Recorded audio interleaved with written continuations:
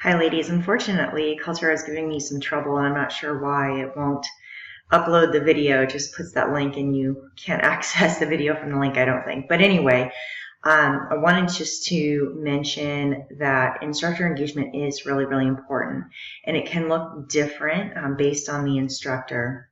But I wanted to share a story which I may have shared with Joy before. I can't remember, but in an online class I had taken, the instructor was not present at all. And in fact, at one point, I didn't even know if he was still working for the organization because I wasn't receiving responses, nothing. So at that point, I was just totally disengaged. I didn't even want to log into class, and I was just demoralized. And I'm a really, really motivated student. I love to learn. I was excited about that class because I needed to learn the content for my career.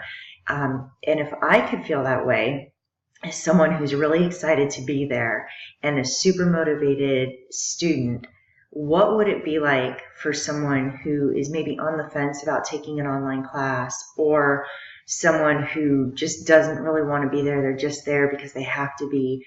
The minute you have an instructor that's not engaged, that's going to just blow up. So if you can make someone who's super excited disengage, imagine the consequences for a good number of students who are kind of on the fence or just middle of the road.